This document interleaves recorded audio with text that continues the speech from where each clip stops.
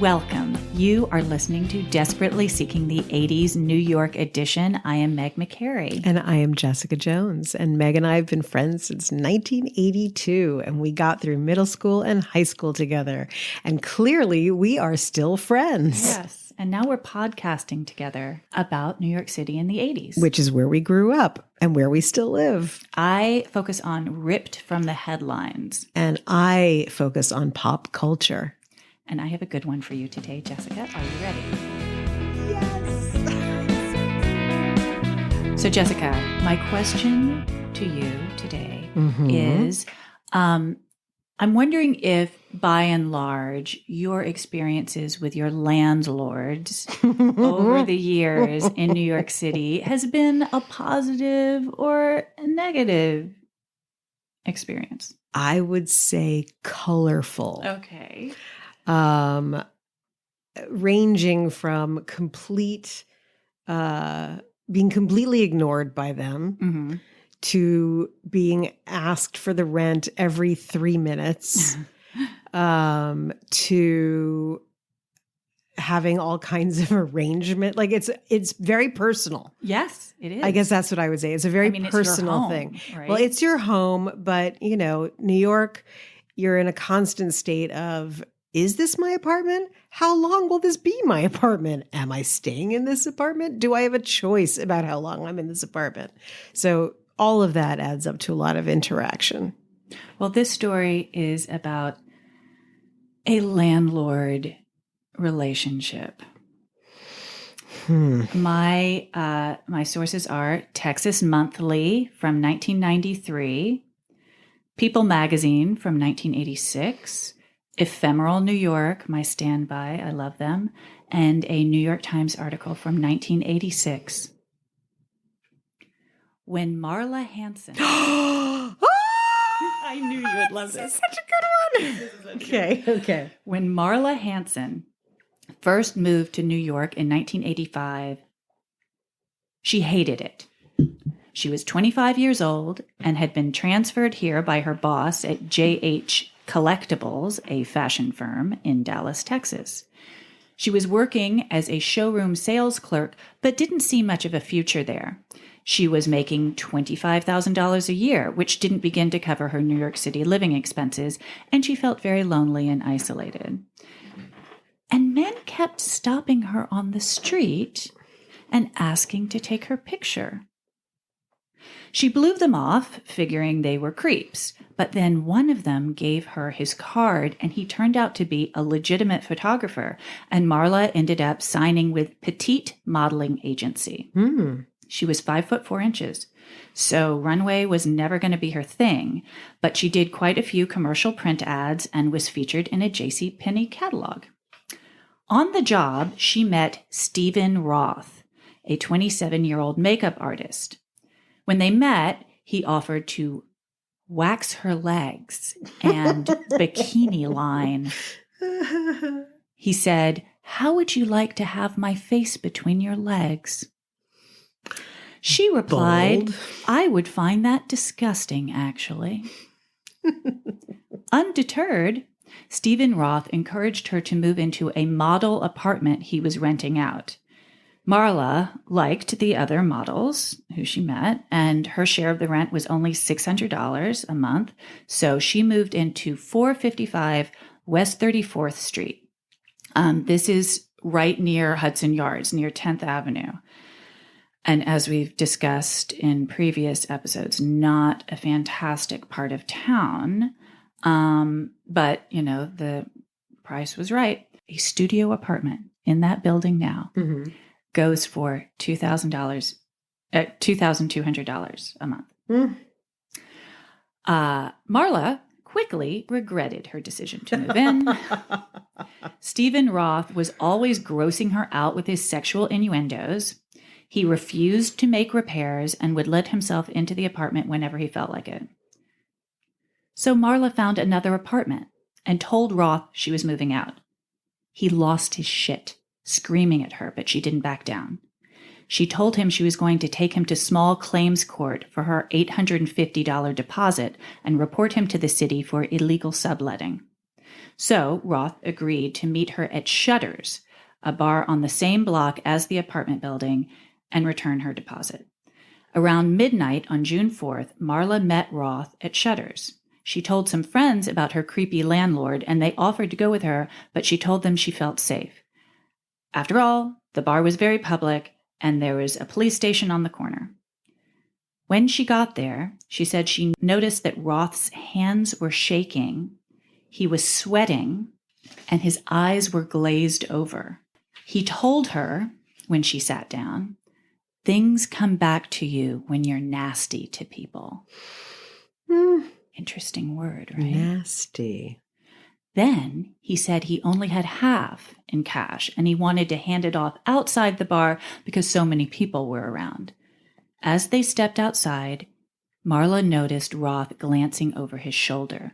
She turned to see what he was looking at, and two men rushed up and pushed her into a parking lot and up against a fence. This next quote is from an interview she gave to Texas Monthly, so this is all in Marla's voice. "It's a strange experience. It's like you're off somewhere watching yourself. I thought, they're probably going to kill me. I'm probably going to die. I just don't want to be raped. And it's hard to rape somebody who is standing up. I just resigned myself to the fact that I might die. I wasn't upset by that. The short one got around behind me, put his arm around my shoulders, and had one hand on my face. He was trying to push me onto the ground, but my legs were braced. The tall guy started waving his hands in front of me. I thought he was trying to tear my clothes off. I kept looking for cars, trying to push their hands away from me. I was trying to figure out what they were doing. I caught Steve's eye, and he had this horrified look on his face. And then, all of a sudden, he came over and said in this loud voice, 'Say, what are you doing to that girl?' The two guys ran off down the alley. Steve grabbed me and jerked me through the parking lot without saying anything. I thought, now he's the one who is going to try to kill me. So I elbowed him really hard in the stomach and ran. When I ran out of the parking lot, I saw the blood and started screaming. People just stared at me. I knew I had to get to a hospital. I tried to flag a cab, but I didn't have any money with me, so I ran back into the bar. The bartender started screaming, 'Oh my God, who did this to you?' I said, 'Steve Roth.' She looked at me and said, 'Steve?' Like she didn't believe me. Somebody got me some towels. I sat on the bar stool and thought, it's going to be my word against his. All right, so this is back to Meg. At this point, Marla didn't realize that every corner of her face had been slashed by a razor blade. The muscles that controlled her smile were severed, half her nose skinned. A couple of police officers from the nearby precinct stopped two black men running down the street covered in blood, and Marla identified 19-year-old Darren Norman and 26-year-old Stephen Bowman before she was whisked off to St. Vincent's Hospital. Stephen Roth tried to jump into the squad car with Marla, claiming to be her fiancé. What? But the police quickly put the whole story together thanks to Norman's and Bowman's statements, Marla's accusation, and Roth's inconsistencies, and he was in jail by dawn. Oh my God. I know, this guy. She ended up getting 150 stitches and was left with an S-shaped scar from her right cheek to the corner of her mouth. There was a media onslaught after the attack. Marla was ambushed by the press in the hospital. She couldn't afford a private room, so the reporters just walked right up to her hospital bed. Oh my God. I know, right? Can you imagine? No. The phone in the room never stopped ringing. Many offered compassion, but that compassion had an odd tone to it. Most people assumed she had done something to bring this on herself. Just the act of moving to New York implied she was a lost soul who had gone astray. Then the trial began. Stephen Roth claimed he had been in a romantic relationship with Bowman. Bowman? With Bowman. Okay. There's a strange little twist in the story, and had broken up with him that day. He alleged Bowman had slashed Marla out of jealousy, thinking she was his rival. The jury didn't buy that, and Roth was convicted of first-degree assault and sentenced to 15 years. Then came the trial of Bowman and Norman. It was not as smooth. Bowman was represented by Alton Maddox. Have you ever heard of him? Yes. He is I'll tell you, Alton Maddox would eventually be involved in several high-profile civil rights cases in the 80s, including the incidents in Howard Beach, Bensonhurst, and the attack on Tawana Brawley. In his opening statement, Maddox said, "I will tell you about a woman named Marla Hanson who was after every man in this city. A woman who preyed on men and their relationships with women. Marla Hanson, a girl out of Texas, has a lot of racial hang-ups. As she walked up that street, just the simple act of seeing two black men walking, saying nothing to her, acting in the fashion of any two civilized men, she went absolutely nuts. Immediately, she began to think she was about to be raped, and immediately began to think about all the fear of black men she had brought from her from Texas." That's revolting. The judge in the trial also appeared to blame Marla for her attack. Judge Jeffrey Atlas told the prosecutor that Marla's alleged flirting with other women's men might be considered improper low even. There was no, I don't even know where they got this stuff from. She wasn't dating somebody who was dating someone else. This is all completely fabricated. Oh my God. And this is the judge and the lawyer for the defense. He allowed Maddox to suggest that Marla was promiscuous and manipulative as well as bigoted. Zero evidence of any of that. He let Maddox introduce Roth's description of Marla as a cunt. Yep. And then asked Marla to define the term for him. She said, "The same as a bitch." Go, Marla.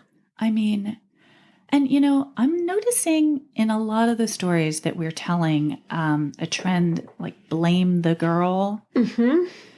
Seems like it was happening a lot in the 80s. Marla did get a lot of support too. I mean, she was a very pretty white woman. Mayor Ed Koch was outraged by Judge Atlas's treatment of her and demanded he apologize.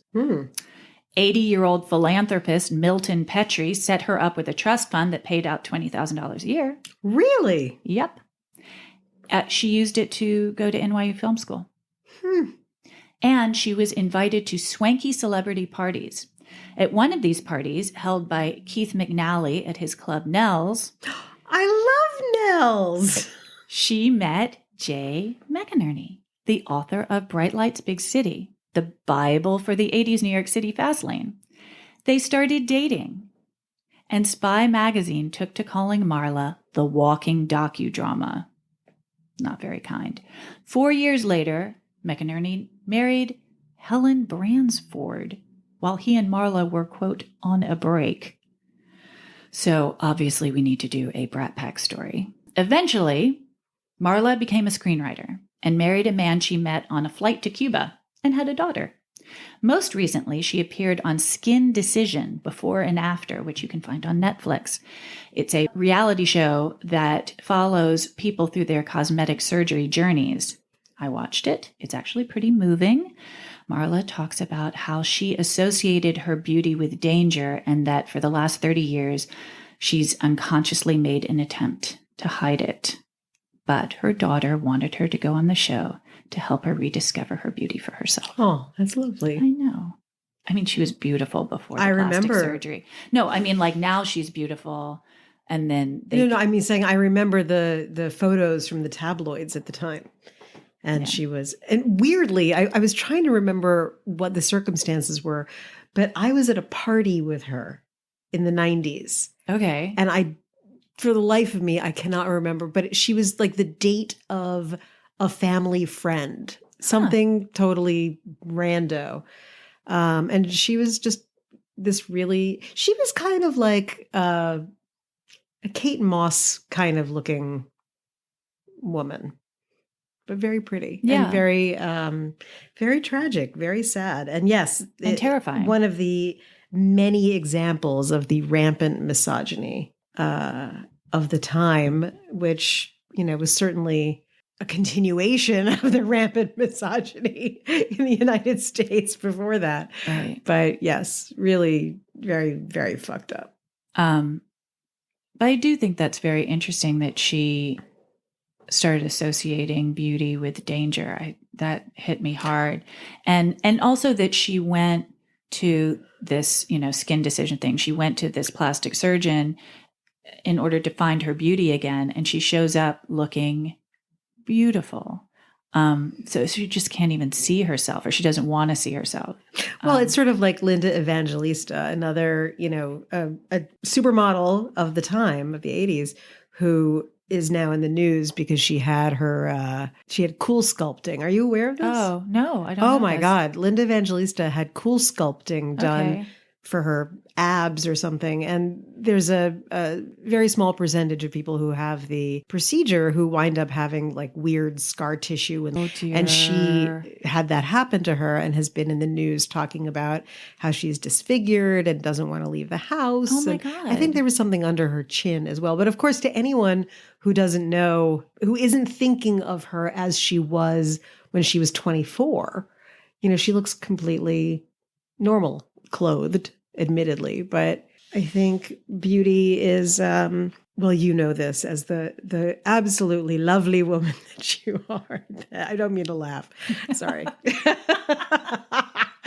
No, beauty is a weapon, and it's also armor for women. It's traditionally one of the things that women have had to try to have some leverage.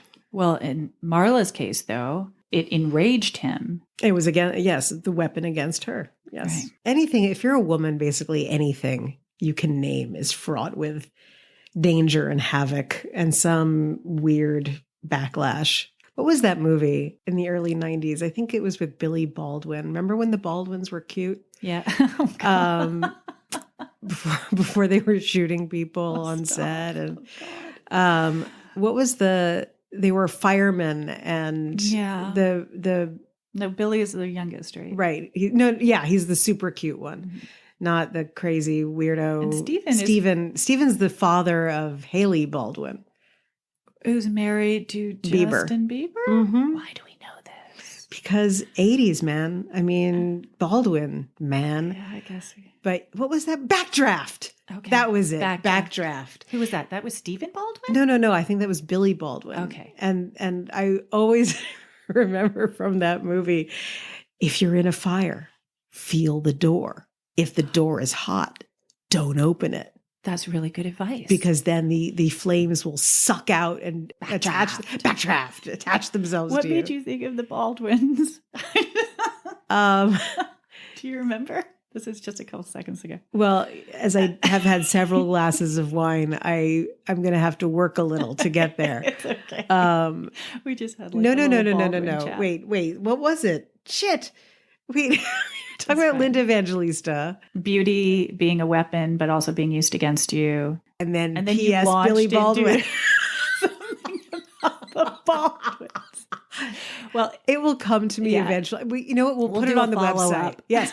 We'll do a follow-up on the website. Why Be like, here's why drunken Jessica about was talking about backlash. Maybe I was just thinking of the word backlash instead of backdraft.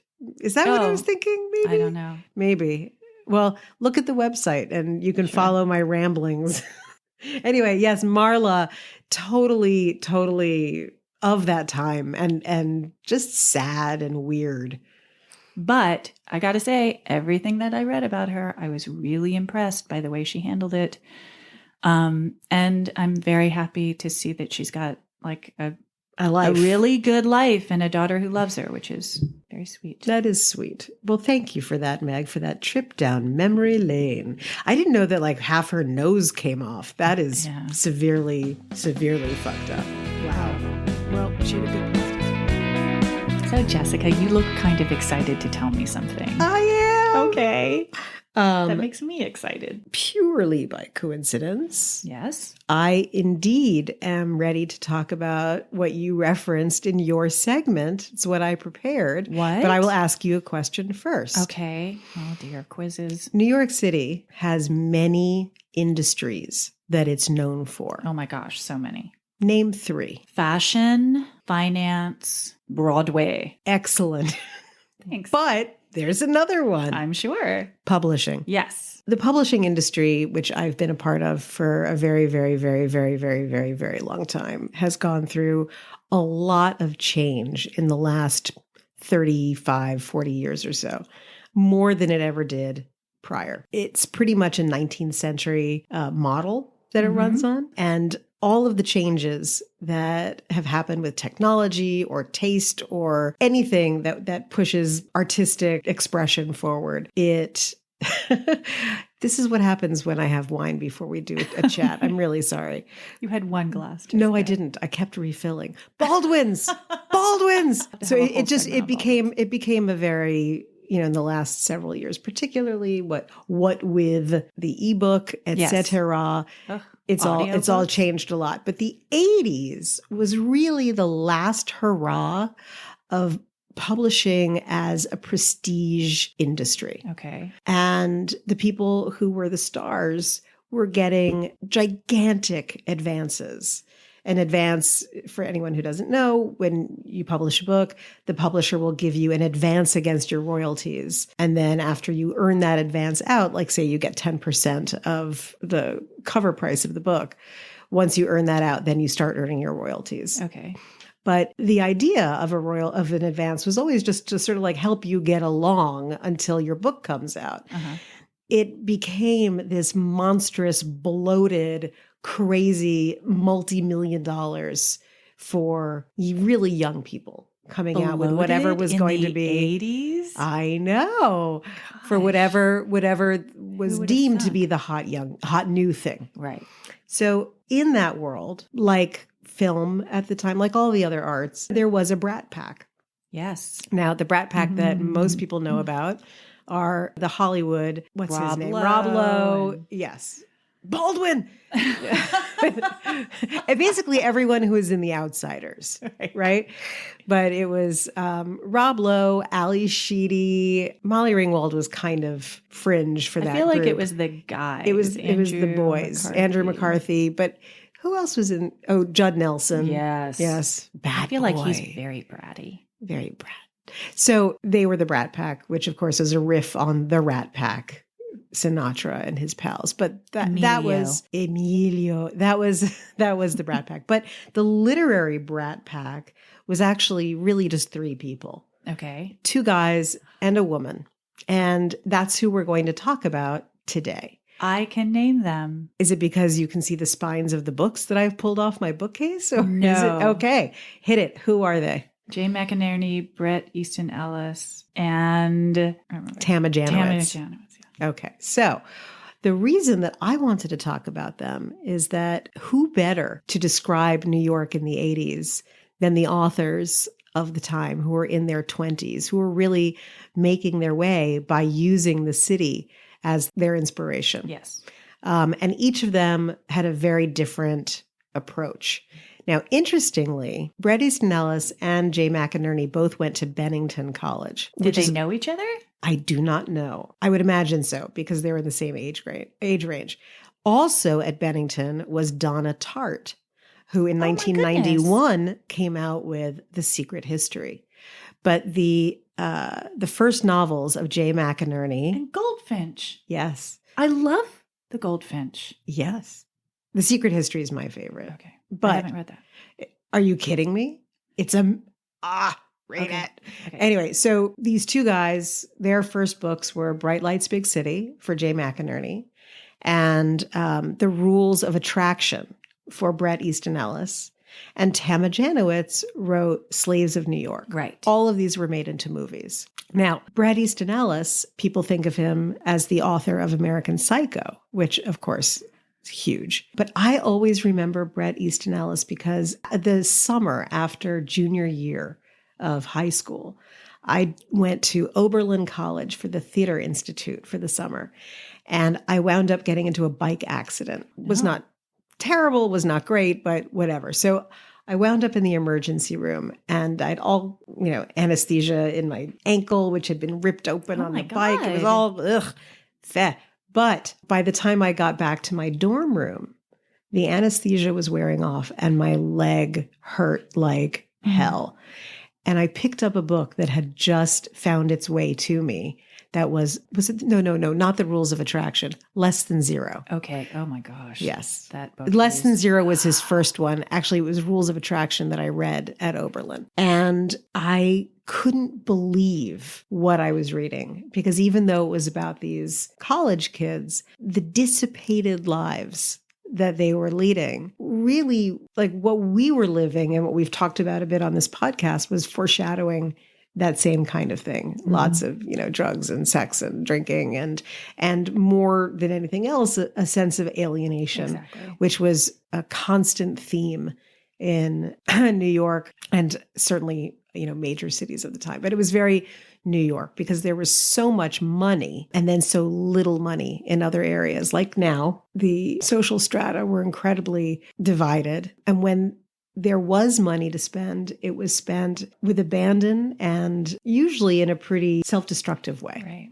So anyway, what I thought I would do is just introduce the novels of each of these authors that most relates to New York City. Okay. And so those novels are from Jay McInerney, his inaugural run with Bright Lights, Big City, Tama Janowitz, Slaves of New York, obviously, and for Bret Easton Ellis, because he's from LA, I think originally his first two books were about LA and then a school like Bennington. But then in 1991, American Psycho was published, which he wrote in the 80s. All right. See, that makes sense. Because actually, when you were talking about the Preppy Handbook a while ago and sort of the evolution of sort of the uniform, I feel like it leads up to that American Psycho uniform, don't you think? With the whole like Michael Milton, the white shirt, that whole Wall Street. Oh, yeah. No, I mean, well, I think for any social group, there's always going to be a uniform, right? Like it's how people indicate who they are. The slicked back hair. Yes. But what I loved about American Psycho was he parodied it and brought it to the nth degree where, it was like, the shape of your fingernail became part of the uniform. So anyway, I'm actually just going to do a little reading today from each of these, and we'll go back and, as with most things that I've brought up, we will revisit them at some point. But what I also why I wanted to read from these three is that they are very distinct voices. They are very, very different. Although they are certainly the two men are of the same ilk. Tama Janowitz went to Barnard, and she was a real downtowner. The other two were preppies, and she was a product of Lower East Side artist culture. So did she grow up in the city? Don't believe she did. I'm looking at the flyleaf. Amazingly, I have the first edition hardcover, obviously. Is that her on the cover? Yes, it is. She was sort of the absolute downtown, giant hair, sort of like Madonna, Tool headband and crazy vintage clothes and makeup that was super exaggerated. Very, very cool. Very hip. So I'm going to read a little bit from Tama Janowitz first, who's the downtown kid. So now I'm living in New York, the city, and what it is, it's the apartment situation. I had a little apartment in an old brownstone on the Upper West Side, but it was too expensive and there were absolutely no inexpensive apartments to be found. Besides, things weren't going all that smoothly for me. I mean, I wasn't exactly earning any money. I thought I'd just move to New York and sell my jewelry. I worked in rubber, shellacked seahorses, plastic James Bond doll earrings, but it turned out a lot of other girls had already beaten me to it. So it was during this period that I gave up and told Stashua that I was going home to live with my mother. Stash and I had been dating for 6 months. That was when Stash said we could try living together. We've been living together in his place in the Village about a year now. One room, it's big, but he has a lot of stuff here. Boxes, closets full of papers. Well, he's been here for 10 years, and after his divorce, he hadn't lived with anyone in like 6 years or so. I'm getting used to it. In the morning, I clean up some. I walk his Dalmatian Andrew. Then I come back and cook Stash 2 poached eggs, raisin tea biscuits, coffee with 3 spoons sugar. Usually around this time of day, the doorman buzzes on the intercom and I've got to go down to pick up a package or run to the store for some cigarettes, whatever. Then Stash goes off to work. He's an artist. He works for himself, and he doesn't have to go in until late. Except recently, he's been out of the house by 10 since he's nervous about getting ready for his show coming up soon at his gallery on 57th Street. I watch a few soap operas and have a second cup. Then usually I start to plan the evening dinner. I'll make, let's say, Cornish game hen with orange glaze, curried rice, asparagus, or it could be fettuccine alfredo with garlic bread and arugula salad. Nothing too fancy. I take Andrew to the key food and tie him up outside, return the empty bottles. Stash likes Coca-Cola, Cracker Jacks, eats marshmallows out of the bag. Well, I'm getting used to it. He still complains a lot if I leave makeup on the back of the toilet. He keeps saying, Eleanor, look at this sin. Until I pointed out to him he was regressing to his Catholic childhood. I forget what else bugs him. If I do the dishes and there's, let's say, a little spot of grease on the pail, this just drives him crazy. Clothes, if I have any clothes out or leave any out, or if after I wash them, I put them away where he can't find them. If I buy the wrong kind of deodorant, why, he has to take 15 minutes to explain to me why he only uses deodorant and not antiperspirant. Antiperspirant clogs up the pores and prevents you from perspiring. It's unhealthy, whereas deodorant just masks the odor. Well, it's his apartment, and if we have a fight or something, I sometimes get this panicky feeling. Where the hell am I going to go? I have a couple of girlfriends in the city. One is renting out her second bedroom for $650 a month. Oh my God, just like Marla. The other has a 3-year-old baby, and I'm sure she'd be glad if I slept on her couch in the living room in return for daycare services or whatever. But would I be better off? Anyway, I'm trying to learn how to get along with a man. So what happiness is, I went out to this party without Stash. He wasn't feeling too well, and once in a while, I really make an attempt to go out without him. It's one of the most difficult things in the world for me to do. I'd much rather go out with him, and when he's saying hello to all his friends, I can kind of lurk behind him and smile every once in a while, but I don't actually have to come up with anything to say. For instance, at a nightclub, some guy comes over. Well, he isn't talking to me. He's talking to Stash about business or the softball team they both play on. What do I have to say? I don't have anything to say. Anyway, this party was a housewarming for this couple, Mona and Phil. I didn't know them too well. They had just found a new apartment on 14th Street, $1,500 a month. Mona had some money from her parents, a real find, a 6th-floor walk-up. Phil was a carpenter, and so he could install the toilet and fixtures himself. Most of their boxes and stuff hadn't yet been unpacked. For a while, I sat on the couch, drinking a margarita that had been mixed up in a blender and listening to Mona's mother and father talk about their trip to China.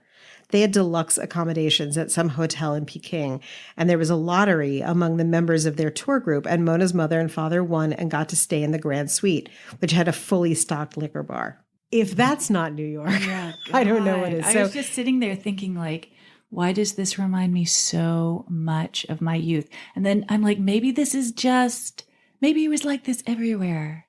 But I don't think it was. Well, the obsession with real estate. Oh, there's that. It's the obsession with real estate, even when you have no money. It's the finding, it's what I was saying earlier. It's finding a place to stay. It's knowing you could lose it any second. Right. And what I also thought was really interesting about it, and we talked about this a little bit with Marla Hanson, is women lived in the 80s. Women were still living in a completely separate world than men. They were trying very, very hard and frequently succeeding to break into male-dominated social groups or industries. The way that this character describes herself, Eleanor, she's an afterthought. Right. Even to herself. She is just another girl with an idea for jewelry. Someone else got there first. Oh my gosh. Who does that remind you of? I don't know. Connie Crispell. Who had the idea of the subway tokens. Yes. But someone else did it first.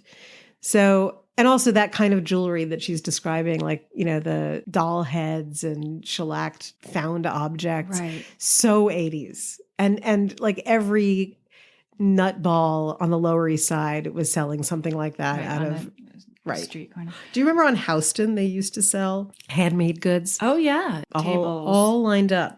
So incidentally, I did just look it up, and she was born in San Francisco, and she moved to New York to go to Barnard. Barnard, and then she got her MFA at Columbia.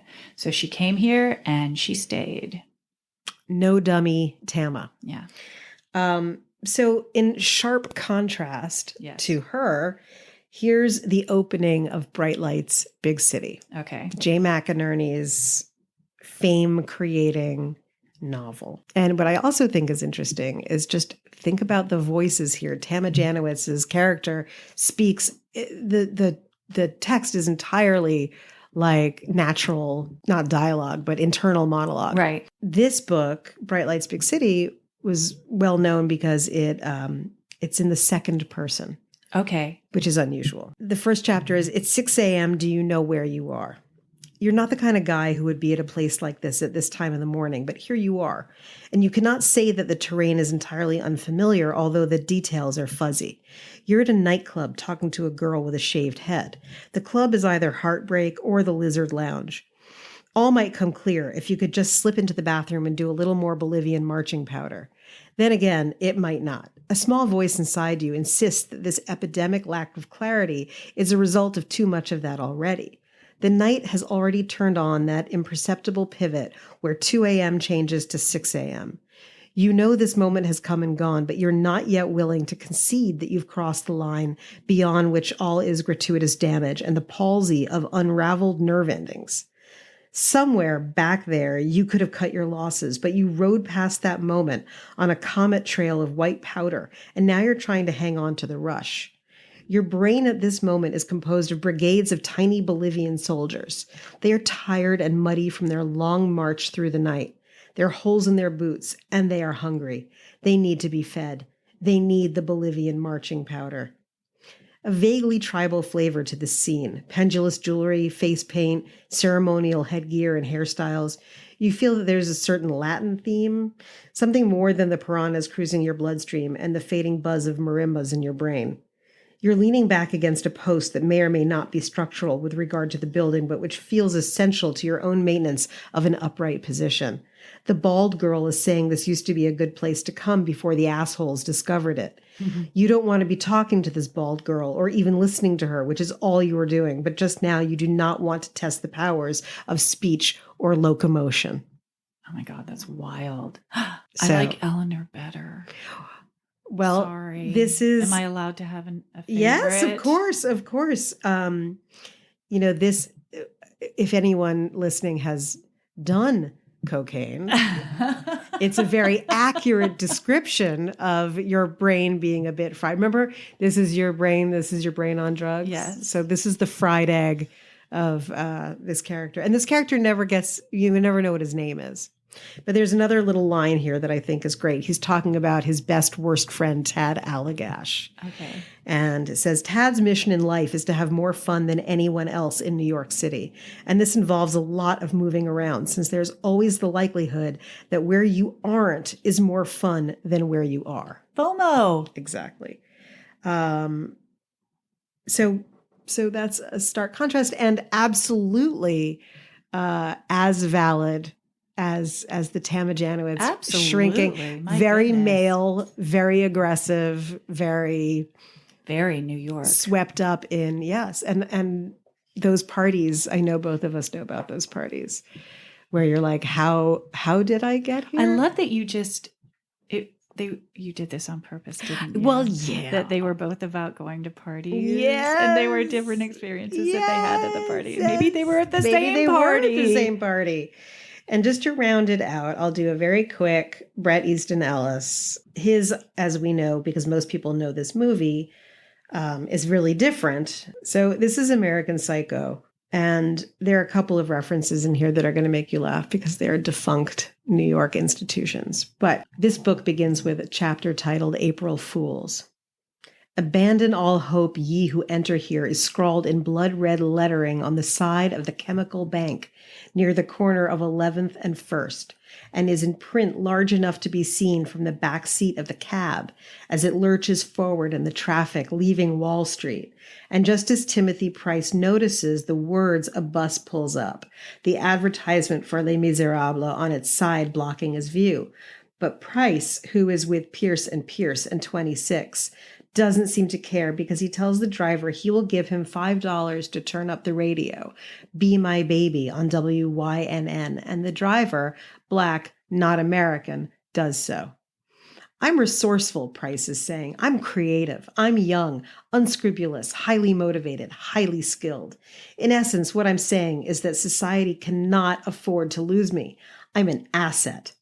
Price calms down, continues to stare out of the cab's dirty window, probably at the word fear sprayed in red graffiti on the side of a McDonald's on 4th and 7th. I mean, the fact remains that no one gives a shit about their job. Everybody hates their job. I hate my job. You've told me you hate yours. What do? Go back to Los Angeles? Not an alternative. I didn't transfer from UCLA to Stanford to put up with this. I mean, am I alone in thinking we're not making enough money? Like in a movie, another bus appears, but another poster for Les Miserables replaces the word. Not the same bus, because someone has written over the word Dyke over Eponine's face. Tim blurts out, I have a co-op here. I have a place in the Hamptons, for Christ's sake. Parents, Guy. It's the parents. I'm buying it from them. Will you fucking turn this up? He snaps, but distractedly at the driver, the crystals still blaring from the radio. It don't go up no higher, maybe the driver says. Timothy ignores him and irritably continues. I could stay living in the city if they just installed Blaupunkts in the cabs.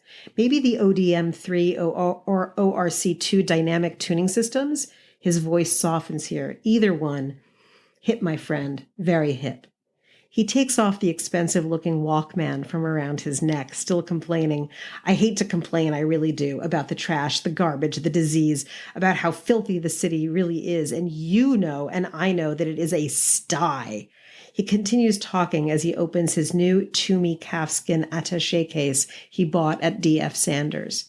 He places the Walkman in the case alongside a Panasonic wallet-sized cordless portable folding EZA phone.